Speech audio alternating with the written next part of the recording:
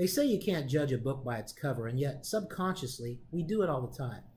Professional dress, the way you look, the way you present yourself is very, very important to that first impression. And remember, you only get one chance to make that first impression. Today on WVAR Briefing, we're talking with Courtney Reynolds of the Tom James Company. She's going to give us a few tips and have a discussion about how to dress professionally, even in a business casual world. Welcome, Courtney. Thanks for joining us today. I want to just talk a little bit about professional dress. And, you know, we hear that clothes make the man and can't judge a book by its cover and all those kind of things. But my contention is, and I sort of said it in the opener, that whether we know it or not, we judge books by their cover all the time. And so without getting into, we can talk about that later, suits and ties and professional dress, just what would you say, give us some, what are the most important things you need? 2 or 3 things that no matter what you're wearing, whether you're going out to show a farm in rubber boots and jeans, or whether you're going to a closing in a suit and tie or a business suit, what are the tips? What are the things that we need to know, no matter what we're wearing? No matter what you're wearing, fit is always important. So as you said, we always judge a book by its cover. You never get a second time to make a first impression. So whether you're looking at the rubber boots, if they're clean, if they're dirty, you're judging how hard that person works that day. I would say fit is the first issue. So whether you're in your Levi's, if you're in a pair of nice dress slacks, trousers, ladies' skirts, dresses, you can tell by how well put together someone is by the fit of their clothes and how much they care. If you go to see your financial guy, you go to see your attorney, or you go to buy something at Walmart, we'll say, it doesn't matter. You need to fit the part that you are dressing for. So along the lines of fit, if your jacket, if you are in a suit, it needs to be buttoned when you're standing, tailored to fit your sleeves, your hem, those sort of things. Then to piggyback on the second thing of dress the part, that's the most important. A lot of times you could be, if you're giving a guy a lot of money, which houses are expensive, so you want to know that you're in good hands. It shows a level of professionalism. It shows a level of that you care, that when you get up in the morning, you looked in the mirror and you didn't just throw dirty clothes on and walk out to show this, whether it's $100,000 house or $1 million home. You want to fit the part for your client. You know who you're in front of that day. You looked at your calendar and you're prepared for that person, just as you are with the listing, the features in the home, those sort of things. I would say those are the top 2 for any day that you're leaving the house. I took 2 or 3 weeks ago, I was in Wichita, Kansas, and I took a seminar on instructor tips. Like, it was sort of a train the trainer thing where a teacher was teaching teachers how to teach. Yeah. That's a lot of teach in one sentence. But one of the things that she said, and I found it interesting, because she talked about the way to dress as an instructor, and she said, as the instructor, you should be better dressed than the best dressed person in the room. And that sort of sunk in with it, because I thought that what she was saying, in essence, is what you're saying, is that when you're the best dressed person in the room, you took the time to tie that tie, which I rarely wear suits for these briefings, by the way, but I did because I was under scrutiny today from you. But it struck me as that's kind of what she was saying, is it's important that you tell everybody in that class that they matter to you. And because they matter to you, you took the time to put on the suit and tie, to put on the business suit, the business dress, whatever the case may be, to that instruction. And that kind of hit home with me as one of those issues. So you think fit is important. I always say that you've heard me say the next size up doesn't cost any more. Yeah. But we still think we fit into those 34 Levi's when we don't anymore. So I agree with you. I think fit is critical because it makes you look, it can make all the difference in the world. And but when you say dressing the part, and I found women do a better job of this than men. I don't mean to be sexist, but when women go clothes shopping, typically they dress to the nines, they put their best stuff on and they go out. But when men go clothes shopping, they go being drugged for the most part. And I don't want to go, and they wear their tennis shoes and don't get the right hem length of the shoes. And so it's just a completely different mindset. So in your line of work, although I know you have other options in terms of what you offer at Tom James, has this, say over the last 10 years, 8 years, however long it's been gone, but this kind of move to business casual, what kind of challenges does that present for a company that makes suits? that's why I always provide for men everything that goes in your wardrobe. I can't do your athletic wear, but for your wardrobe, I do everything. Ladies, we're a little bit more limited at the moment. So for now, I'll focus on men and then jump to ladies in a second. I would say it was kind of a point for me as a personal story when I hit 30 that you can no longer go out in your yoga pants and your long sleeve t-shirt to get brunch. Mm-hmm. Because if you run into a client, you don't want to look sloppy. And the same with what I do is to what, is in your world of realty is basically you don't want to run into your multi-million-dollar or even, your $500,000 home client when they could have a referral standing at your disposal that's looking to buy a home, and then you're in this garb that is just not really presentable for the brand that you represent. Every day you leave the house, when you're in the sales world, you're representing your brand. So for ladies, I would say you also have to step your game up. So you could do a nicer shoe. Make sure your shoes are clean. And no matter where you are, what you're doing, your tennis shoes, your boots you mentioned earlier, make sure your shoes are clean. If you're in a dress shoe, polish your shoes every day. Stuff to make sure. Yeah, I would say just make sure that you look put together. I mean, it's funny. What it boils down to. I used to. It's no longer there. There used to be a store, I won't mention the name, in Morgantown, men's higher end clothing store. I used to, when I could afford it as a student, I would buy so I didn't need many suits, but when I bought one, I wanted a nice one.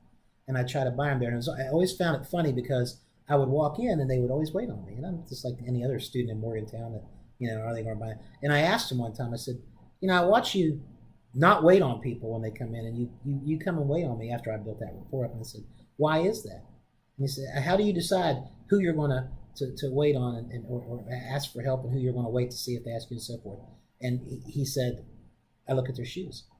That's exactly what he said. I look at if they're nice and polished and clean, then I know that they're probably going to do business with us. And if they're not, now I realize that again is a stereotype, and it may not be true, but that was it just triggered it when you said that about shoes, because he said I look at someone's shoes and I can pretty much tell whether they're going to buy anything here or not based on their shoes. So it's not a matter of it wasn't a matter of expensive shoes. It was what you said: are they clean? Are they tied? Are they sloppy? Are they ripped? It was that more than it was whether they were a $500 pair of whatever, or a $20 pair of whatever. But it was just how they looked, how you took care of them. Mm-hmm. So that's an interesting point that you brought up, shoes too. So what about women? You said you'd go. Ladies, same thing. Just it's easy in our society with the trend that you mentioned, going more casual. You could do casual and still look professional. So a nice pair of khakis on either gender would look really good as long as they fit, as we talked about earlier, are clean or pressed. Your shirts, if you have a logo, I think logos on clothes are big, so you can really tell, especially in the real estate world. Yes, because they're tax deductible. Yes. So you can, you're wearing your brand, especially in that. So clean shoes with that, with your logo, with your brand, and same with ladies, handbags, those sort of things. If you can just tell how put together you are by how clean your stuff is. It's a big deal. Although you may not know this, I don't know if we've ever had this conversation, but I made a little extra cash as a college student by selling suits at JCPenney's. Mm-hmm. And I remember one time when people would get mad at me because I knew enough about clothes more than most of the other people I worked with that people would come to me, and I was successful, and I was just doing it basically for beer and gas money at the time. But I remember a couple and their little baby walking in, and the baby was kind of, how babies look dirty, not dirty, but food on them and dirty bib, and they were a little unkempt and just kind of what you're talking, just jeans and t-shirts, and so I got into the habit of saying, okay, do you want me to wait on them? Do you want them? Because everybody's getting mad at me and they're like, oh no, they're not gonna buy anything. They're not gonna buy anything. Go wait on them. But so everybody else said no. So I went up to him and I did my normal, this is on sale. This is over here. If you need any help, let me know. And the guy said, I do need help. He said, I'm a heavy equipment appraiser for an insurance company, and I just got promoted to an inside job. I've always had an outside job. He said, I have no suits, I have no sport coats, no ties, no dress shirts. And I mean, I cleaned up. I had beer and gas money for months on that sale, and they all got mad. But that was one of those cases where they all judged a book by a cover, and I didn't. So I think it's okay to use it as maybe a part of a process, but if you do it as the sole process, you can end up getting losing that big sale some of the time. So it's important, but it's not the sole determinant, as some people say. But I think that business casual too. Back when it started, when I remember business casual meant that you took your tie off if you were a man. That was what business casual was, and it's not that anymore. It's polo shirts or golf shirts and khaki pants and not even a jacket, even if it's a sport jacket, or a sport coat or blazer. It's just not. So even business casual has transformed from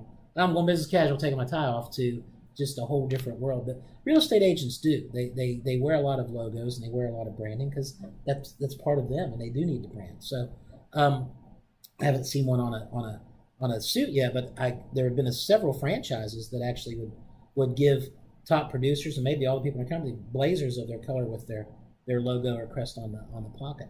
But I don't want to distract from monogramming is important as well. So if you have a dress shirt, custom shirt, it's going to fit better. And then we monogram the name of your company or your logo on your shirt. So also, like you said, tax deductible. Right. All of a sudden, a tax deductible. And you look good because the shirts are 13 measurements down to the quarter of an inch. So it fits. It's not going to be blousy. It's going to have the right length. And you always look put together in a custom shirt. See, do I look put together? Because Absolutely. I'm wearing one of your shirts now. But it is. You can't. I mean, you don't have to sell me. Obviously, I agree with that. But it's there's a fine line with you used to go to buy a car and you didn't see a lot of jackets or suits, but you saw everybody in a tie. Now nobody's in a tie, and so it's just one of those transformations you have to contend with. But there's a certain level of expertise that still I've yet to see an attorney go to trial without a suit and tie on. So there's still, it commands that expertise where if you're overdressed, you're never going to get in trouble and nobody's ever going to say anything. You might say, oh, I'm overdressed, let me take my tie off. But if you're underdressed, then, and which goes back to what I said that lady said, if you're, you need to be the best dressed person in the room.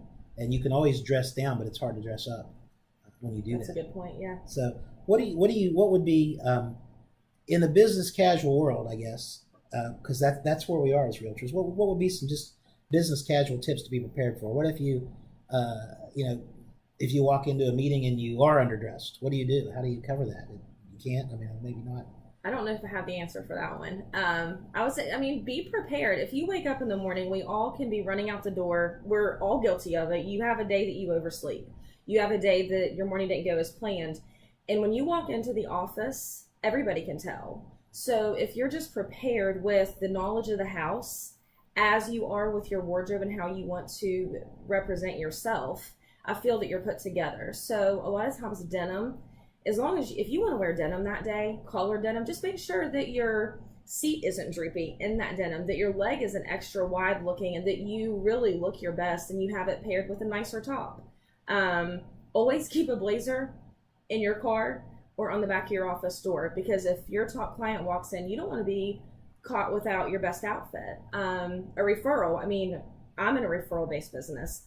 I know that everyone that is with you is referral-based business. So you, again, don't want to be caught without your best dress if there's a referral for a house that you could sell. So that's probably the thing that I think is most important, is just be prepared, even if you don't leave the house in your jacket, hat, or your nicest dress shirt. If you go out in a polo, take a pressed dress shirt from the cleaners and hang it in your car so that you can be ready if you have to change into something a little less comfortable. Okay, so I show up at your door. I don't own a suit, a shirt, or a tie. What's the first suit you're going to tell me to buy? First shirt, first tie? Navy suit.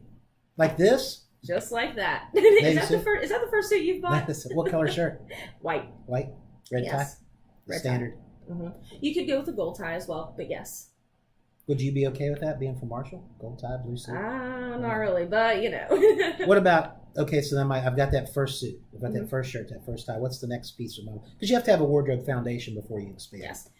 To expand on the blue suit, something that I really like to do, because I would start all my clients with versatility. I want you to have a versatile wardrobe that fits well, that you can get a lot of use out of. So your pants always wear out before your suit. With that being said, you can couple you mean your blazer, pants before your jacket? Or? Your pants, your pants before your jacket. So what you're able to do is wear that blazer your blue jacket as a blazer with your low country tuxedo. So you throw it on with a pair of khakis, your white shirt and that blazer, and you have 2 outfits with the purchase of the 3 items that you just mentioned. Okay. And there's a lot of mix and matching to do. So then after that, what's next? Gray. Gray? Banker Blue gray. and gray? Yeah, blue. Blue's classic. Gray's classic as well, but gray is really your closing suit. So a lot of bankers wear gray because you want to close Banker's the gray. mortgage. Yep, banker's gray. So you want to have that and then throw in a traditional white shirt or a blue shirt on top of the white shirt. So now you've got a blue suit, gray suit, which banker's gray is medium to lighter gray, not a dark gray. Mm-hmm. So you got navy, you got gray, you got a white shirt, a blue shirt, red tie, blue tie, gold tie. And that starts the foundation of your order. Then you can start throwing in blazers and shoes. What about this new trend? How do you feel about these Air Force blue suits and brown shoes? You know, I grew up, you never wore brown shoes with a blue suit, no matter what. Yeah. Of course, Air Force blue wasn't a suit option back then either. That's true. It's very, very popular right now. There's a lot of them going out the door for sure. It's different, and honestly, all of my clients struggle with what shoe color do I wear. I had a lady this morning that purchased a Air Force blue suit, and she said, do I wear a nude shoe? Do I wear a brown shoe?